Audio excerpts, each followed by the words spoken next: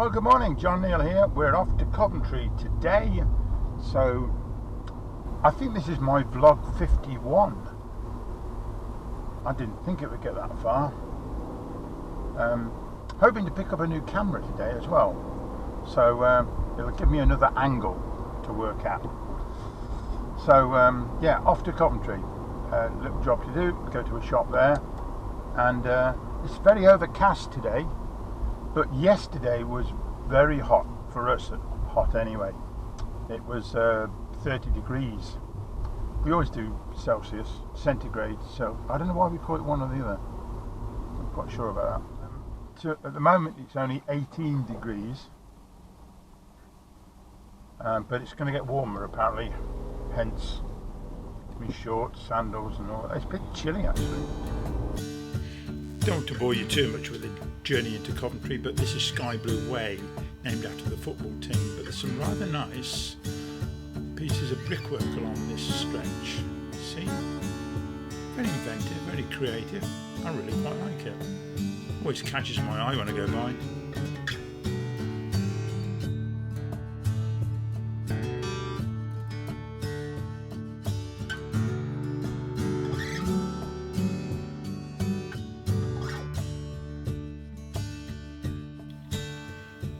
Right, we're approaching the centre of Coventry, and these new buildings I think are quite magnificent. They seem to be all over the place, most of them to do with Coventry University, which is growing very large.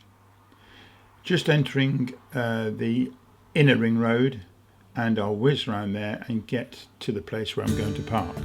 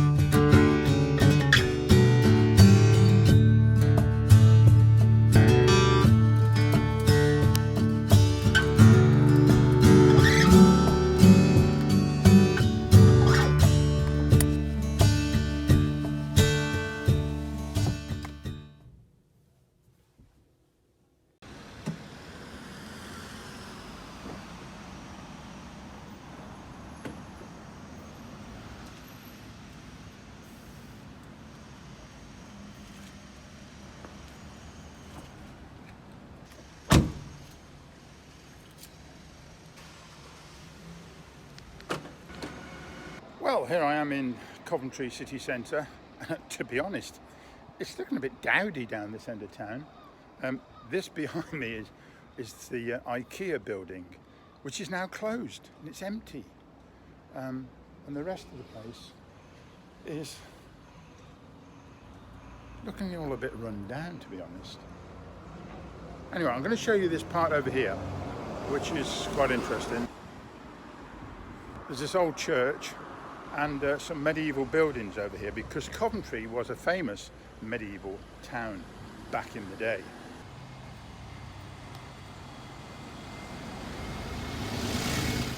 You'll notice there's very few road signs here.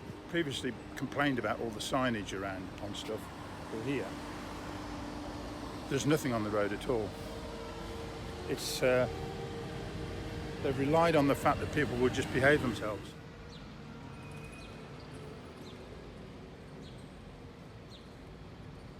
I actually grew up in this town thinking that city centres were all destroyed and rebuilt, and so these old buildings here, like this church, are a bit of a rarity in Coventry.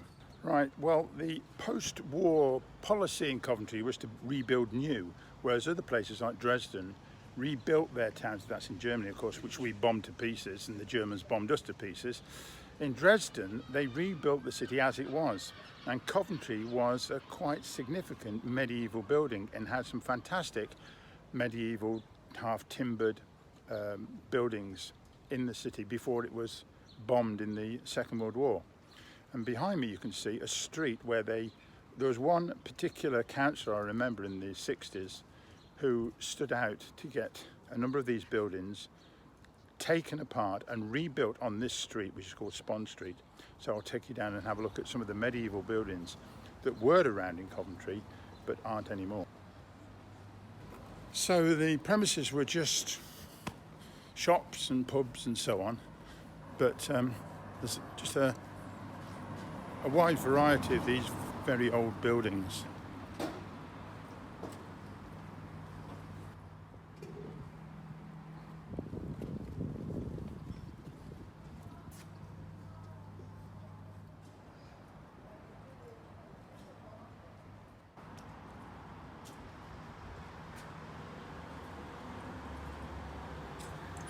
And just round the corner is a place called Bond's Hospital, which has been on this site since 1344 and became part of the Babbitt School, which transferred to a new place in Camden Road in 1890. It's one of the two boys' grammar schools in Coventry.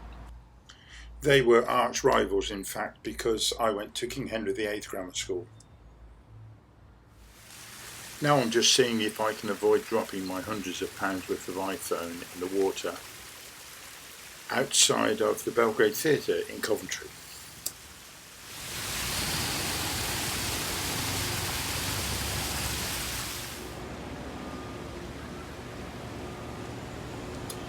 And now we'll move along Corporation Street to a pub on the corner, which used to be called the Tudor Rose, but it's now called the Philip Larkin, who was a famous poet from Coventry, in fact an old boy of my school.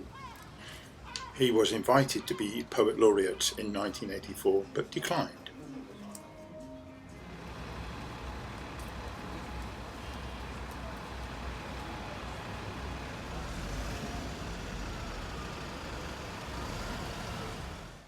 This is the original site of my grammar school, which was founded in 1550 by King Henry VIII. It now is on Warwick Road, where I attended. Further along the road here, by the Coventry Transport Museum, are the Whittle Arches, built in memory of Sir Frank Whittle. Air Commodore Sir Frank Whittle. This statue celebrates the centenary of Frank Whittle's birth in Coventry and shows him watching the first test flight of a jet-propelled Gloucester Whittle E-2839 on the 15th of May 1941 at RAF Cranwell.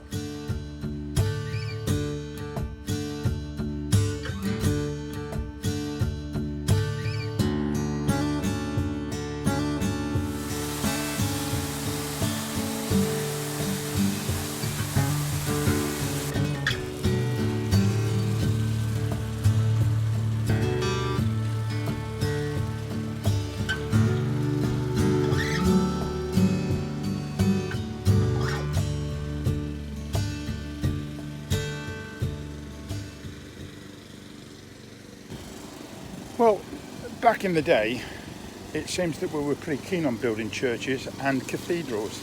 And the site down here, where those glass boxes indicate, and this here indicate where a cathedral once stood. And then over here, we've certainly got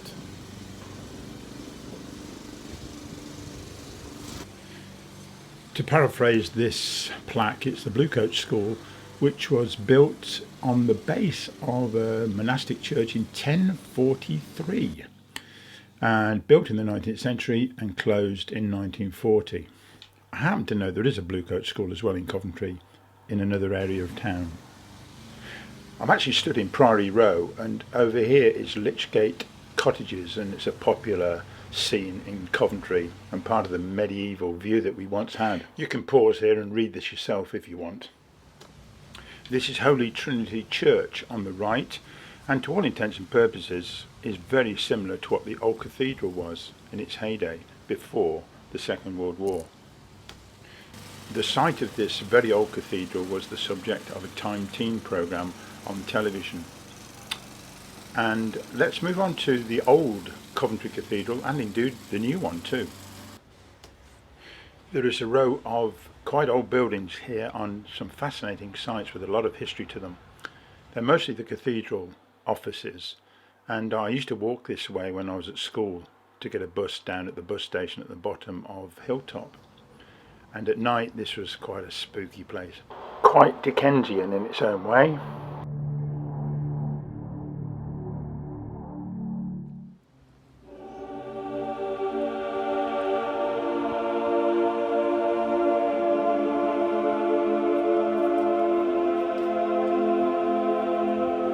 And here's another example, unfortunately, of the tragedy we see in many cities today.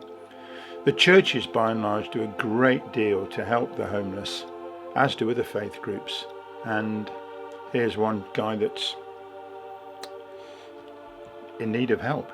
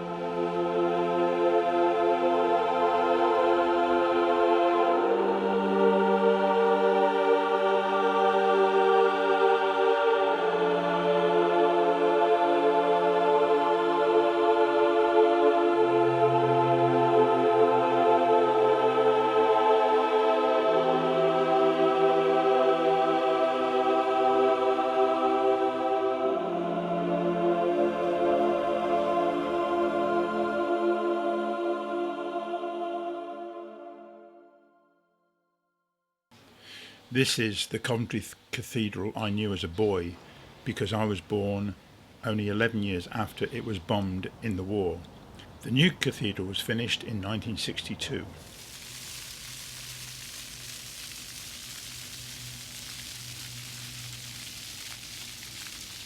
Well, here we are outside of Coventry Cathedral, and I can tell you something about this flying cross, as it's called. The cathedral was built in 1962, and I came down from Holbrooks to watch that cross being put on the top of that spire. And it was made originally of bronze. However, it was so heavy that in storms later on, it fell off and went onto the roof, not through the roof, but nearly.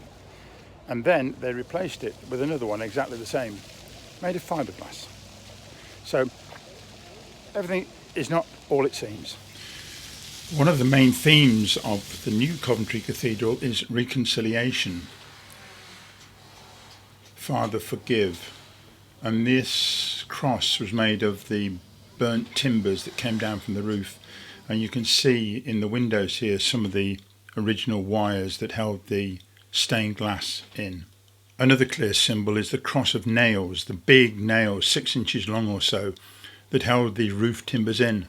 And a cross can be made of those, and in fact, if you see Justin Welby, who was canon of the cathedral and now the Archbishop of Canterbury, he has a cross of nails that he wears all the time. There is a tombstone in the old cathedral with a brass likeness of the first Bishop of Coventry, who died in 1922, and on his mitre, as you can see, is a swastika. But this refers back to older references to ancient religions of the East, where the swastika was not seen to be malevolent. I love this road. Look at it. Well, on the left here is St Mary's Hall, which is a very ancient medieval town hall, really, and this is the back of the council house. And these old buildings are all that remains. Oh, the door's shut. Oh dear. Oh well. St Mary's Hall, built in 1340 and restored in 1824. 20th century castle, and so on. It is also thought to be haunted.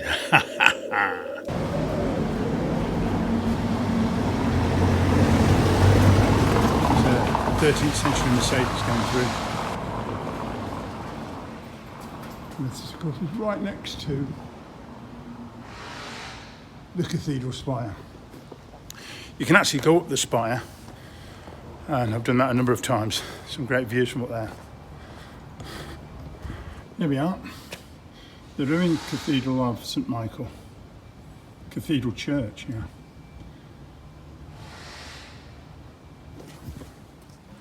This is another ancient building, now a pub called the Golden Cross, and to the right are some magistrates' courts, because back in the Middle Ages apparently the legal systems of the middle of England centred on Coventry, and if you're going to be executed, it was Coventry where they brought you.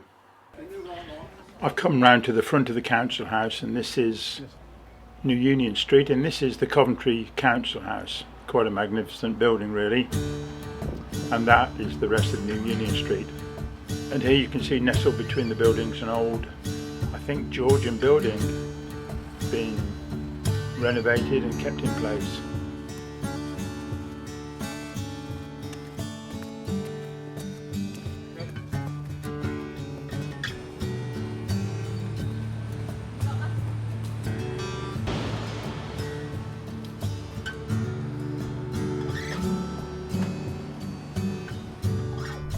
Well, that was £2 well spent, parking fees, and now off we go home. This way.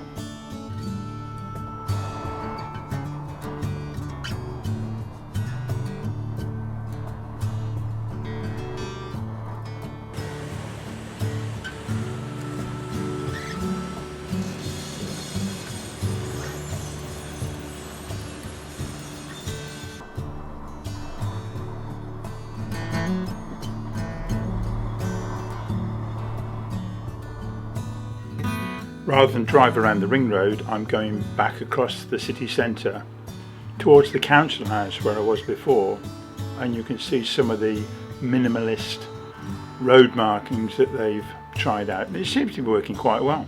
I quite like it.